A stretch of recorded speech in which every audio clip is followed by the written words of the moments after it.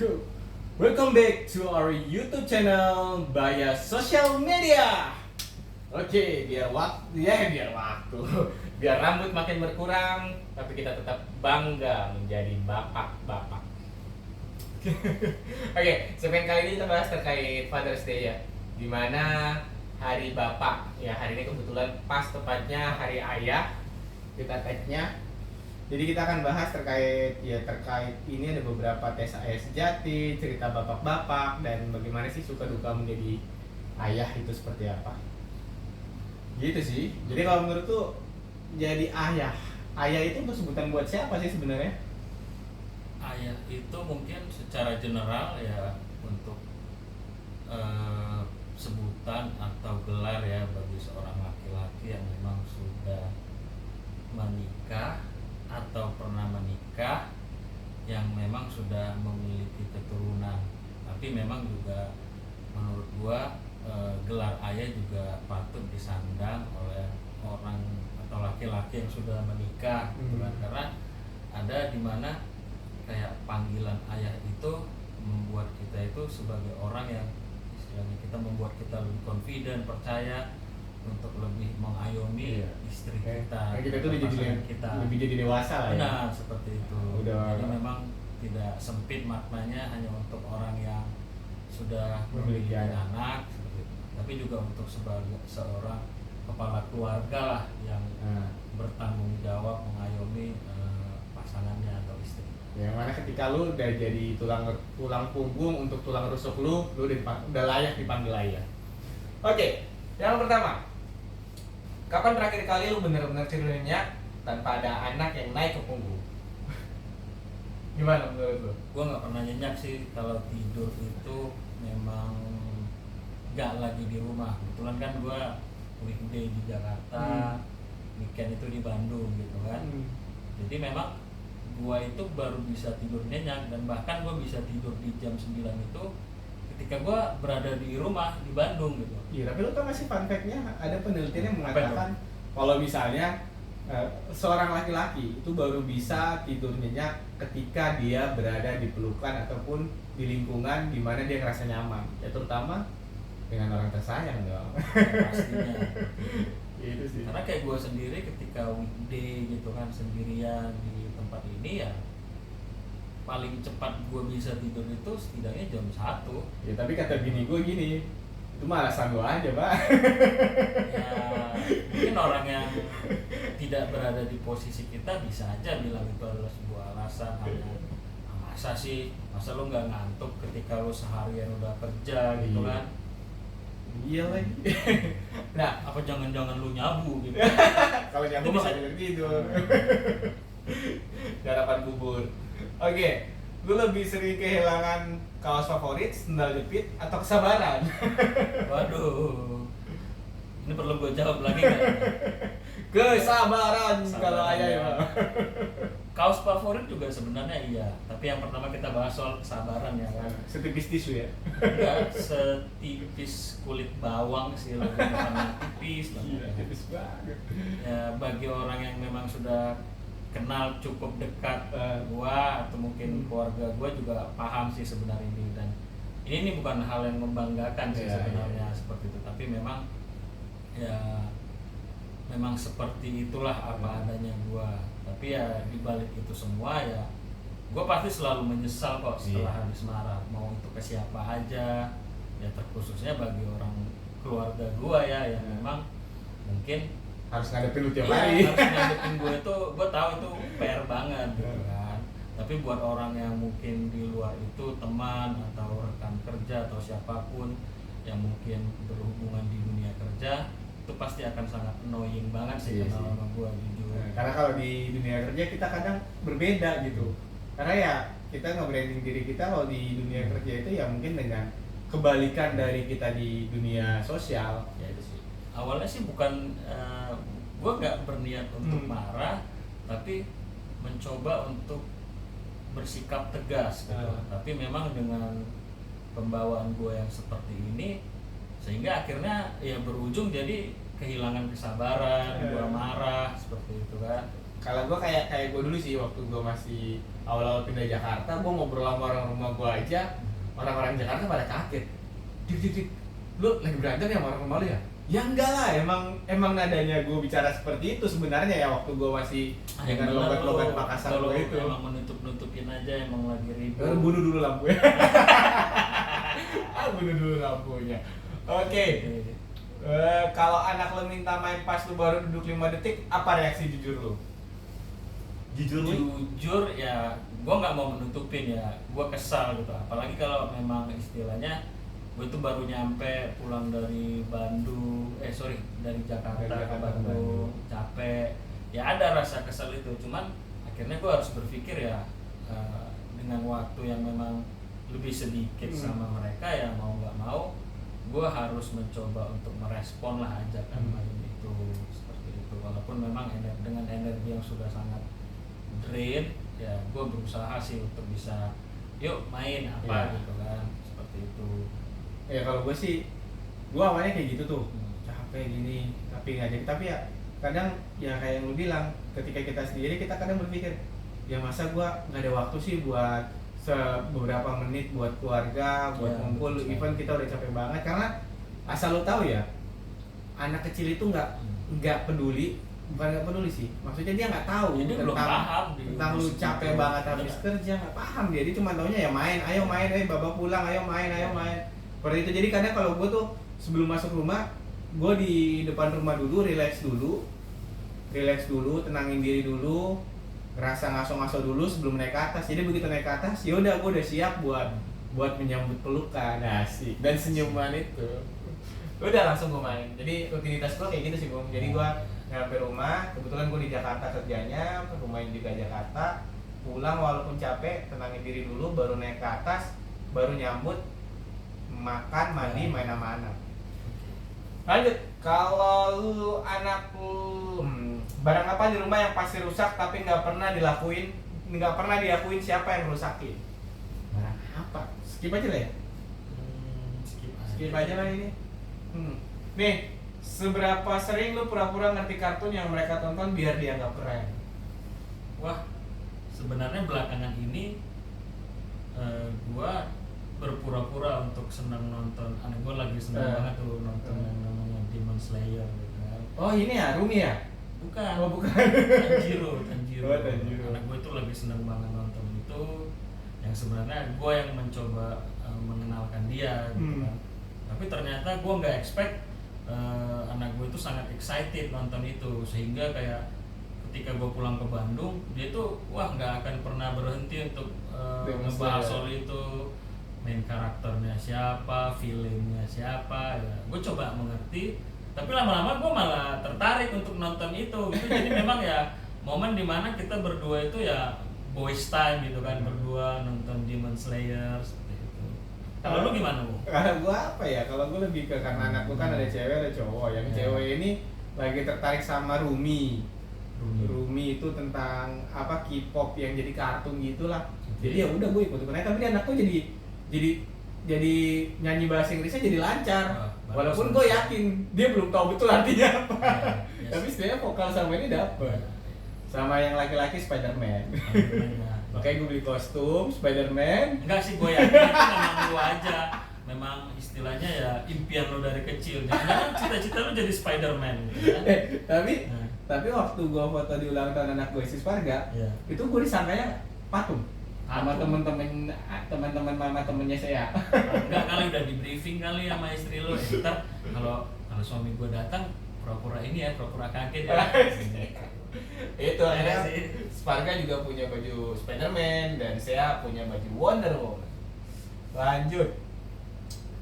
Cerita momen paling lucu bareng anak yang harusnya marah tapi malah ketawa. Ada nggak momen lu harusnya marah nih sama tingkah laku si Ibra? Ya sering sih belakangan, apalagi dengan gue yang memang gampang marah gitu kan. Tapi saat ini Ibra itu lagi kayak giginya kan udah tanggal 2 di depan gitu kan. Ibra itu kalau lagi dimarahin ekspresinya benar-benar kayak senyum kepaksa. Jadi ketika gue ngelihat gigi ompongnya itu, gue nggak jadi marah gitu, jadi kayak ngetawain gitu kan. Seperti itu lah. Kalau lu gimana? Kalau gue maunya ini parah. Jadi kita lagi gua sama Ibnu lagi di depan di kamar, di ruang tamu depan, terus tiba-tiba kan kalau feeling jadi orang tua tuh kalau ketika nggak ada suara berisik berarti ada something di samping ruang nih. Nah langsung tuh kami ngecek ke kamar dan ternyata muka saya semua lipstik, muka Sparga semua lipstik ya. Awalnya kita sangka darah, kaget kan, kok merah semua nih. Pas lama-lama mikir, oh iya lipstik, mau marah gimana ya? Tapi lu lihat mukanya lucu. Benar sih. Jadi Karena iya, kita paham ya. Ya emang awalnya kayak mau marah gitu kan, panik gitu. Tapi kita kayak nyadarin, oh iya ya, dia masih anak-anak. Kita nggak bisa expect dia itu istilahnya ya berpikir paham. dengan orang dewasa. Jadi satu hal yang harus kalian ingat ketika kalian punya anak masih balita atau batita, ingat dia baru hidup 3-4-5 tahun, nggak seperti kalian. Jadi pikiran mereka belum sampai ke situ. Dan yang gue sadarin, yang gue juga mungkin pernah ada hilap ataupun galak, tapi yang pasti gue harus selalu ingat trauma itu lebih susah buat nyembuhinnya dibanding lu ngelampiasin emosi lu, marah lu cuman hanya barang yang mungkin hanya seberapa itu. Asik. Dan ke anak kecil ya, makanya ada trauma masa kecil. Jangan sampai lah kita ninggalin itu. Tapi kalau gue sih pernah bahkan sampai ya gue minta maaf. Ketika gue sadar gue minta maaf, maaf ya gini. Selalu kok gue istilahnya hampir kayaknya setiap weekend gue pasti ada marah gitu kan, secara nggak sengaja atau mungkin memang secara sadar gue marah, tapi setelah itu pasti gue akan sangat menyesal seperti itu kan. Ya akhirnya ya gue mencoba memvalidasi perasaan gue, Ibra gitu kan, Ibra ya minta maaf ya gitu kan. Kalau ya marah-marah, apa yang Ibra rasain ketika yang marah-marah, akhirnya dia terisak-isak, dia nangis, tapi gue pengen itu dia harus keluar gitu kan. Jadi ketika dia memang kesal sama kita ya harus diekspresikan. Ya, gue pengen terbuka, jadi khususnya sama Ibra ya, ketika gue marah kita harus settle di hari itu gitu. Jangan sampai dipendem ya. Sama dia, malah jadi luka yang ya seperti itulah yang tidak tersampaikan. Cuman ada momen kadang ya itu ketika kita sadar, wah gua kok kayak gini, gua kok gini gitu. Jadi ya jangan sampai lah ada penyesalan seperti itu sih. Tapi lo tau gak, ada penelitian menyatakan kalau kita sekali marah nih, itu nggak terlupakan kalau laki-laki ke anak. Tapi kalau ibunya itu mau marah setiap hari, tiap detik, tiap menit, buat anak tuh dimaafkan teman. Beneran itu penelitian ya. Jadi kayak gimana ya? Ibra itu ngerasa ya ketika dia buat salah, terus dia udah minta maaf, udah selesai. Tapi kan orang tuanya atau mamai gitu kan, ya mungkin dengan dia yang udah capek kerja seharian kayak ngerasa Ibra kenapa selalu bikin mamanya marah bla bla bla. Karena kan ya gue pahamin itu karena dia udah capek kerja seharian, dan Ibra pun seorang anak ya kayak lu bilang tadi, dia tuh udah lupa gitu. Iya, kalau anak jadi itu dia bukan secara sengaja untuk mengulangin kesalahan itu atau membuat hal yang menjengkelkan ibunya gitu kan. Enggak sih sebenarnya. Nah, jadinya bahkan kalau misalnya itu gua sampai bikin rules sama Ibu. Saya sepakat, intinya sih dari Ibu bilang pokoknya kalau marah itu bagian dia, karena dia akan dimaafkan dan akan dilupakan. Tapi gua nggak boleh ngelampiasin marah gue yang berlebihan. Kalaupun gue mau marah, gue lampiasin dulu kemana, kayak sansak ya atau apa. Nah setelah itu baru gue boleh marahin dia. Kalau enggak, itu akan membekas. Benar. Jadi rulesnya gitu, ibu marah, bapak bijak. Tapi kalau gue memang sedikit berbeda, ya gue memang agak susah ya kontrol kemarahan. Jadi memang ketika gue yang ngomong di rumah, Ibra itu udah langsung kayak tahu dia gitu kan, dia langsung nurut, dia langsung diam, karena dia udah expect kalau gue marah itu seperti apa gitu. Berikutnya cukup dengan tatapan mata aja udah sadar ya. Kayak Ibra, tapi kalau mamanya itu sampai Ibra jangan begini, jangan begitu, bla bla bla bla, ya udah gitu, kayak dianggap ya udah biasa aja. Gitu. Tapi didikan VOC, didikan ini kalau menurut gue sih, gue pribadi nih ya, dari pandang gue itu bukan tentang cara mendidik itu nggak sesuai zaman atau gimana, tapi kalau ketika lu terbiasa mengikuti semua standar yang ada secara sosial media, itu ya akan kebentuk seperti itu anak lu. Jadi ketika lu yang treatmentnya lembut tapi di luar sana, dunia sana nggak selembut itu loh. Iya, gitu. Jadi kalau misalnya dibilang kayak lu didikan VOC atau gua ini keras itu dibilang didikan VOC, ya nggak juga, Enggak gitu. karena ketika nanti di luar sana dunia itu lebih kejam. Nah, dan itu yang pengen istilahnya gue ajarkan. Pendidikan itu kayak keras, bukan Iya. dengan kekerasan gitu ya. Orang sih siapapun di sosial media bolehlah, silakan mau posting, mau seakan sok bijak, Iya. sok paling penting parenting berdasarkan penelitian bla bla bla. Mungkin ada benarnya, tapi kita sih sebagai orang tua nggak boleh kayak secara buta untuk kayak Iya. dia kan orang terkenal, Iya. influencer, dia punya follower Iya. banyak, bener nih gitu kan. Nah. Jadi gua nggak setuju, nggak sepenuhnya setuju dengan influencer parenting yang seperti ini lembut. Gua yakin parenting mode VOC pun Nah. dibutuhkan gitu Nah. untuk menjadi anak kita itu kedepannya Lebih tough. kuat. Nah Gua itu bilang, gitu. ibarat ya, bukan gue ngebandingin maksudnya anak sama binatang, enggak.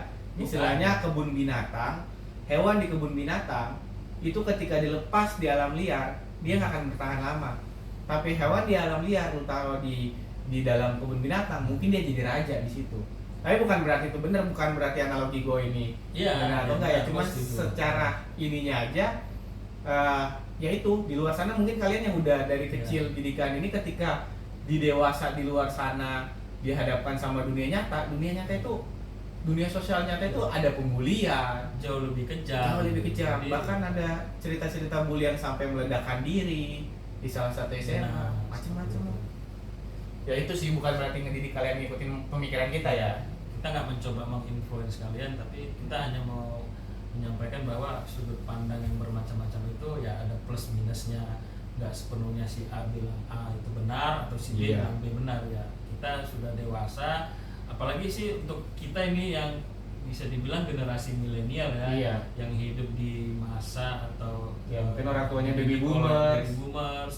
Dengan yang sekarang harusnya sih kita bisa lebih bijak gitu kan, bisa lebih menyaring mana yang cocok, parenting tipe apa sih yang untuk Iya. diterapkan. Ya gitulah. Lanjut, apa hal kecil yang bikin lu sadar, wah ternyata gue udah jadi bapak beneran ya? Hal kecil yang bikin sadar ya Kalau buat gue pribadi sih, yang hal yang bikin gue sadar Iya. jadi bapak beneran itu ya ketika paling pertama itu ya waktu lihat anak lahir sih. Pas Wah. suruh azanin itu bukan kemauan gua, bukan keinginan gua, tiba-tiba air mata itu menetes sendiri. ya pasti itu Itu momen menetes sendiri. haru kayak yang ketika kita azan itu Iya. benar-benar suara kita itu bergetar gitu kan, kayak nggak nyangka kita ada di momen kita mengazanin anak kita. Wah, ini anak gua ya gitu kan. Bener kayak gua pada saat di ruang operasi, wah gua punya anak ya, ini anak gua ya gitu kan.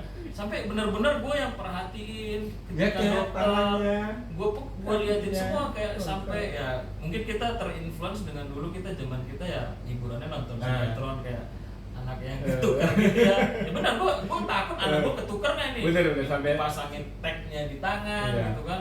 Gue pastiin, dan bahkan ketika mau dibawa ke ruangan isolasi, gue tuh was-was gitu kan, jangan sampai anak gue ketukar nih gitu ya Jadi kan. drama Cina ya. Rajin, ya kan. Tapi itu sih momen, wah gue jadi bawa beneran ya. Iya. Dan gokil sih, luar biasa. Apalagi buat ya para pejuang garis 2, semangat lah. Karena jika memang nanti Tuhan percaya, Allah percaya sama Iya. kalian, pasti akan dititipkan. Oke, Kemudian apalagi? lanjut. Siapa yang lebih sering panik kalau anak demam? Lu atau istri? Jawab jujur. Ini jebakan. Tergantung ya. Kalau gue sih di rumah jujur lebih bisa menahan atau enggak, istilahnya tingkat kepanikan gue itu lebih bisa terkontrol, termanage gitu kan. Tapi ya namanya seorang ibu ya, ibu yang melahirkan anaknya, bahkan demam sedikit atau ketika anak ngerasa ini itu udah panik. Iya, gitu pasti. kan. Jadi Ibra begini ya, ditelepon gitu kan, maksudnya bla bla bla. Ya udah, jadi gimana ini gitu kan, kita bawa ke rumah sakit yuk gitu kan. Ya memang gue nggak bisa istilahnya berhenti untuk tetap sabar dulu mah, kita lihat dulu, kasih dulu minum air putih biar dia istirahat dulu. Kalau memang nanti dia keadaannya nggak membaik, udah ya kita bawa ke rumah sakit. Jadi memang ya peran kita sebagai ayah itu ya di situ dibutuhkan. Iya sih, kayak ya poinnya kita itu ya itu karena kita mungkin kita lagi berada di kantor atau lagi di luar yang jauh, ya tugas kita itu menenangkan karena kita berada di posisi yang tidak dalam situasi panik tersebut. Ya. Jadi jangan ikutan panik karena ya lu ikutan panik ya semuanya juga panik jadinya. Walaupun karena terkadang manusia itu kan beda-beda ya paniknya. Ada yang paniknya jadi blank, ada yang paniknya jadi entah kemana-mana, ada yang paniknya berpikiran cepat, ya itu beda-beda. Jadi ya pastikan kita empati dulu, habis itu baru berpikir secara logis ketika ada tenang. Nah, cuman satu sih, kalau jadi baba, gue sekali lagi gue salut sama semua ibu rumah tangga. Karena kenapa? Jujur jadi baba ya kalau gue ya. Main sama anak 1 jam 2 jam itu rasanya berat banget. Langsung energi terkuras habis. Exhausted gitu kan. Karena kayak kita ya jujur deh, gue ngerasa gue juga udah capek kerja kok gitu kan. Tapi kalau kita udah pikiran udah tenang, berpikir iya ya, walaupun emang cuman ngurus anak doang gitu kan, wah itu capeknya nggak ketolongan gitu. Kayak lo bilang kayak baru ngajak main 2 jam aja kayak bener-bener udah capek banget kan. Iya, Gimana istri kita, apalagi kayak gua nih, istri juga yang bener-bener dia kerja juga, terus di rumah harus mengasuh anak, nemenin baca, ngajak main ke sana kemari. Ya salut. Akhirnya kita ya itu sangat salut. Ya kita masih, gua pribadi jujur ya, setiap hari ngerasa wah ternyata gue belum bisa menjadi ayah yang sempurna gitu kan, bahwa ya apa yang gue perbuat ini ya belum ada apa-apanya dibanding pengorbanan seorang ibu. Iya. Dan jangan lupa jangan adu nasib. Iya. Jadi gue udah capek kerja, jangan sekali-sekali lo adu nasib kayak gitu, karena bukan sebuah yang harus lu banggakan. Lu sekali lagi anak kecil itu nggak kenal lu capek kerja, lu capek apa. Iya. Yang pasti dia ingin bermain sama lu, dia butuh sosok lu, dia butuh lu ada. Jadi ketika lu ada waktu ya full kan sama dia, sama mereka itu. Dan gue nggak jarang diingatkan bahkan sama atasan gue juga di kantor gitu kan. Nikmatin Zain momen-momen itu. Iya. Anak kamu itu ya akan seperti itu di usianya sekarang ini. Nanti kamu akan ngerasain ketika dia udah beranjak remaja atau bahkan udah di kelas 6 SD masuk SMP, dia nggak akan mau lagi kamu peluk, kamu cium. Kamu akan merindukan masa dimana yang menurut kamu menjengkelkan. Time flash sih. Iya. Jadi kayak momennya tuh kayak yang sekarang ya, waktu dulu itu waktu bayi kita capek kurang tidur. Ya. mulai balita kita capek ngejar-ngejar dia energi. Tapi ingat, suatu saat nanti dia akan ada di momen dia itu lebih memilih jalan, lebih ada waktu buat jalan sama teman-temannya dibanding jalan sama kita gitu. Jadi ya nikmatin lah waktu-waktu itu, dan pastikan kalian menjadi tempat paling nyaman untuk mereka pulang. Jangan sampai mereka nggak bercerita sama lo tapi bercerita sama orang lain yang notabene mungkin ada maksud tertentu. Seperti itu sih. Jadi ya biarkan dia udah dapatkan cinta di rumahnya tanpa harus membutuhkan cinta lain di luar sana. Ya. Itu Gitu. adalah poin plus ya. Kita harus pastikan anak kita itu dapat mendapatkan rasa itu di rumah, dan ketika dia mendapatkan itu di luar rumah mungkin dari gurunya ya, dia udah ngerasa oh iya orang tuaku juga seperti ini kok gitu kan. Iya. Sekali lagi jahatannya kok jadi jadi bang napi.